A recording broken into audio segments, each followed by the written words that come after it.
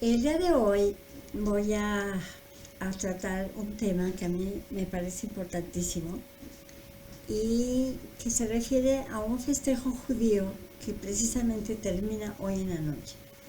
Empezó el sábado en la noche, todo el día de ayer, y hoy termina en cuanto salga la primera estrella. El festejo se llama Shavuot. Shavuot en hebreo quiere decir semanas, pero también viene de la palabra Sheva, que quiere decir 7. ¿Por qué lo mezclo 7 con la semana? Porque precisamente el festejo de Shavuot se da 7 semanas después de que festejamos el Pesaj, la Pascua judía, que significa la salida de los judíos de Egipto de la esclavitud. ¿Y a qué se refiere Shavuot? Se refiere ni más ni menos a que 7 semanas después de que llegaron los judíos al desierto, se conmemora la entrega de las tablas de la ley a Moisés para el pueblo judío. ¿Qué son las tablas de la ley? Son las tablas que contienen los 10 mandamientos que, nos guste o no, les duela o no, y al que le duele ya saben que se sobe, son la base, podemos decir, el fundamento de la ética y de sus principios morales que hasta la fecha rigen a la humanidad. Esta festividad también tiene que ver con la naturaleza. Recuerden que los festejos judíos generalmente están vinculados a actos de la naturaleza, a momentos que tienen que ver con la agricultura, con el cultivo y con la cosecha, como es el caso de Shavuot. En Shavuot se inicia la cosecha de los primeros frutos o de los primeros cultivos. Y entonces, precisamente, combinando la cuestión de la naturaleza con la cuestión del festejo, como también ya les había yo platicado, hay una vinculación entre los festejos judíos y la comida y los alimentos que en cada festejo se ingieren. Y en el caso de Shavuot, acostumbramos comer productos lácteos, como por ejemplo las blintzes, que probablemente muchos no sepan qué sea, pero son como taquitos, como crepas rellenas de queso y que luego se les pone un poco de mermelada de fresa. Y también se acostumbra, además de los productos lácteos, los 7 productos, dicen, que son originarios y que se acostumbra tener en Israel, como son las moras, ¿cómo se llaman? Los frutos rojos, por ejemplo, entre otros. Entonces, concluyendo, son 3 los elementos que hay que destacar en Shavuot. Obviamente, como principal, es el que nos dan la manera de comportarnos en sociedad, que serían las tablas con los 10 mandamientos. Por otro lado, la vinculación con la naturaleza, que es el inicio de la cosecha. Y tercero, el alimento, que es lo que se acostumbra a complementar la actividad religiosa, que en este caso sería la celebración de las tablas de Moisés. Hay otra característica que tiene este festejo, y es que en la sinagoga se lee lo que se llama Megillat Ruth. Megillat Ruth quiere decir el libro de Ruth. ¿En qué consiste el libro de Ruth? Es una historia de amor. Oye, Miriam, perdóname, antes de que entremos al tema de Megillat Ruth, ¿lo dije bien? Sí. Tengo una duda.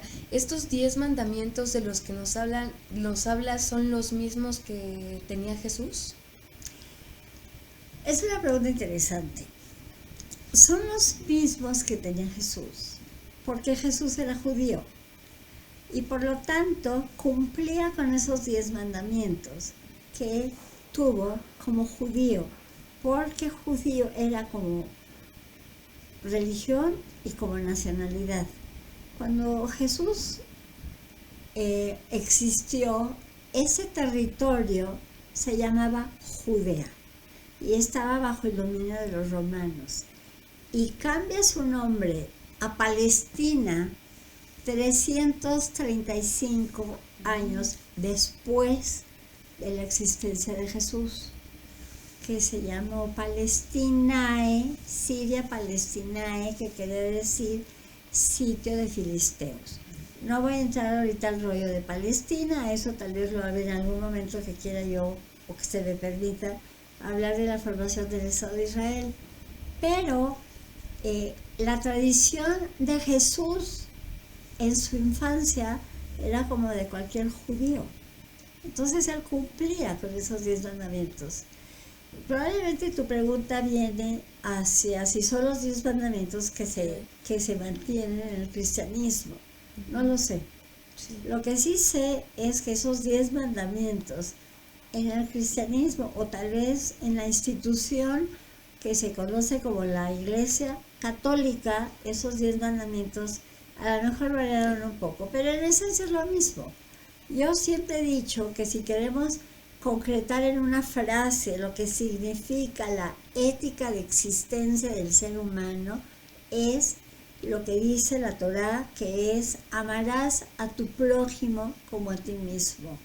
Y también he insistido que a lo mejor es muy exagerado eso de amar, con el concepto actual que tenemos de lo que es amar.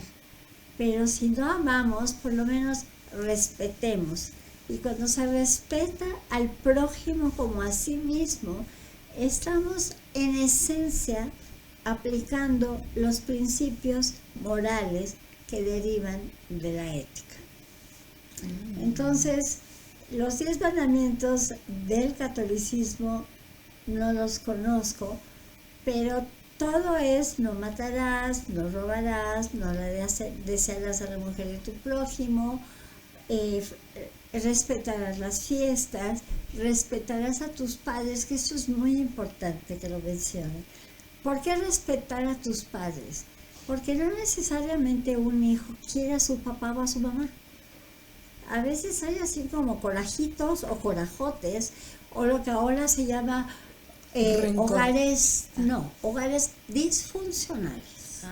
Y entonces el hogar disfuncional es que el padre y la madre y los hijos no tienen una relación tan sana como se pretende que sea. Por ello, eso dicen, en la tradición judía no dicen amarás a tu padre y a tu madre, sino los respetarás. Igual no ames a tu prójimo, pero respeta. ¿Ok? Vuelvo a tomar la historia de Ruth. Ruth era una mujer moabita de un lugar que se llamaba Moab, en donde vivía Naomi con su marido y sus 2 hijos que estaban casados, y el menor de ellos, Elimelech, estaba casado con Ruth. Ruth, según la tradición, se convierte al judaísmo para poder estar en consonancia y en armonía con el hombre al que amaba, que era Elimelech. Pero resulta que el amor de Ruth llegó más allá del amor al judaísmo por el amor a Elimelech, y se convirtió en el amor que ella sintió tanto por la Torá como por el Dios de los judíos, por el ser supremo del pueblo judío. Entonces resulta que en un momento dado hay un problema guerrero, llamémoslo así, y tanto el esposo de Naomi como sus 2 hijos fallecen en este encuentro. Y resulta que decide Naomi que ya que quedó viuda y que perdió a sus 2 hijos, pensó y decide volver a su pueblo, que es Israel. Y le dice a sus 2 nueras, Ruth, la segunda nuera no encontré el nombre, pero Ruth le dice Naomi: me voy con mi pueblo y tú quédate con el tuyo, porque tú eres moabita. Y Ruth le dice, de ninguna manera, yo me voy a ir con usted hacia donde usted vaya. Por dos motivos que tenía Ruth y que son verdaderamente no solo de respeto, sino de admiración y de seguir como ejemplo. Ella sabía que Naomi, llegando sola como una mujer ya mayor, viuda y sin recursos, iba a ser tratada en una forma no con mucho respeto por ser una indigente. Y entonces muy probablemente no iba a poder recibir el apoyo y lo necesario para llevar una vida digna. Entonces ese era uno de los motivos por los que Ruth decide irse con Naomi a Israel. Pero el otro motivo, que es el más importante, sobre todo en este festejo de Shavuot, es el amor que Ruth, a través de su estudio de la Torá, despierta en ella, tanto hacia la Torá como al Ser Supremo, que era el Dios de los judíos.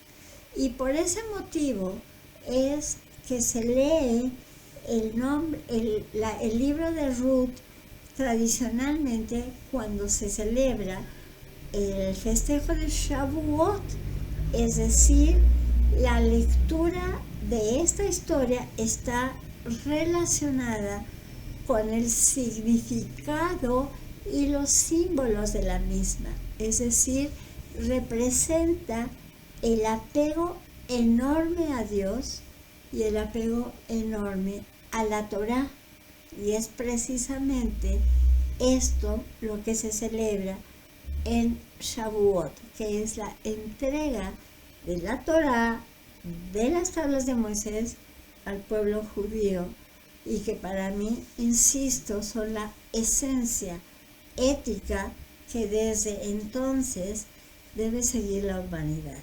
¿De cuándo estoy hablando?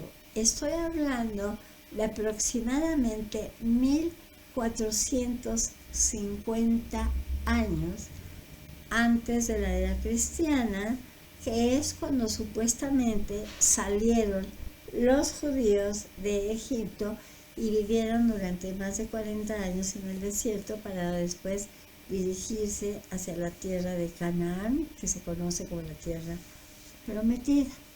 Y ese tema me pareció importante porque como que para mí se está convirtiendo también en una tradición que cada vez que hay un festejo judío se los comparta, como sucedió en Purim, como luego sucedió en Pesach, que es la Pascua, y como ahora se está dando Shavuot. Ay, wow, pues no sé también ahí en casa, pero yo quedo siempre anonadada de las cosas que nos cuentas y de la como nos ha pasado cuando yo hablo de los temazcales o de estos eventos o filosofías, que de repente te escucho y digo, wow, qué similitudes puedes encontrar entre una historia y otra. Y por ejemplo, ahorita que nos comentabas respecto a la manera en la que la filosofía o la manera de vida tiene que ver con las cosechas, con todo esto, justo también eso sucede hasta en los meses, ¿no? Cómo es que dividimos los meses, la energía del hombre a través del nombre que le damos a los meses, a ese tiempo. Y Shavuot hoy en día también tiene este significado para mí a través de ti. Gracias por compartir. Y también, así como tú hablas de la tradición de los pueblos originarios, es importantísimo que, como lo dije la vez pasada, la tradición del hombre, del ser humano, ¿por qué del hombre? De las personas. Siempre, la mujer y el hombre. Hablemos en neutro. Las personas. Las personas, los individuos, los seres humanos, por tradición, yo creo por esencia, como seres vivos, tenemos un vínculo especial con la tierra. La madre tierra. La madre tierra, como la llaman los pueblos originarios, no se llama así entre los judíos, pero la relación con la tierra es importantísima. Y a propósito, me voy a salir totalmente del tema, no lo tengo aquí, pero resulta que ayer, 5 de junio, se celebró el Día del Medio Ambiente. Y obviamente cuando se habla del medio ambiente, nos referimos indirecta o directamente a los problemas del cambio climático. Y recorté un artículo que salió en el Reforma de ayer, creo que es el agregado comercial de la Embajada de Israel en México, y que se refiere a esa previsión que el Estado de Israel ha ido haciendo hacia el problema del cambio climático. Y entonces prometo para la próxima traérselos con más detalle, de todo lo que se ha estado trabajando con respecto a la agricultura para no afectar al medio ambiente en el Estado de Israel. Es decir, una agricultura sustentable, que quiere decir que tiene que ver con no afectar al clima o que no tenga impacto ambiental negativo, una agricultura que tenga una utilización más responsable con el agua y que al mismo tiempo nos brinde los productos que ni modo el ser humano requiere para su alimentación, para su sustento y para salir adelante. Obviamente no era algo que tenía contemplado decir, pero ahorita que hablamos de la relación con la tierra, no podemos dejar de lado de que todo el problema del cambio climático tiene que ver con la madre tierra, con los mares, con el aire y obviamente con el ser humano como tal. Entonces me pareció oportuno mencionar esta acción, entre otras, que no dudo que también en otros países se está llevando a cabo, pero que por casualidad este artículo lo encontré ayer y a él hago referencia en este momento. Me acordé de esta frase de nada de lo que es humano me es ajeno, y yo diría nada de lo que es natural me es ajeno. Nosotros pertenecemos a esa naturaleza, entonces nosotros también somos el universo y la madre tierra. Entonces el crear ciclos sustentables, no solo para la tierra, como decías, para el agua, para nuestra supervivencia, para nuestra convivencia, para con las plantas, por ejemplo, es sin duda uno de los temas que en este siglo nos ha traído inmersos, y la necesidad por hacernos conscientes todos de esta falta, ¿no? De esta carencia del ser humano por sentirse parte de todo esto. Es indispensable que lo tomemos en cuenta. Es indispensable que tengamos conciencia que si no cuidamos nuestro hábitat, que es la tierra, la presencia del hombre en este planeta a la larga va a desaparecer. Y vuelvo a decirle, al que le duela que se sobe, pero esa es la verdad.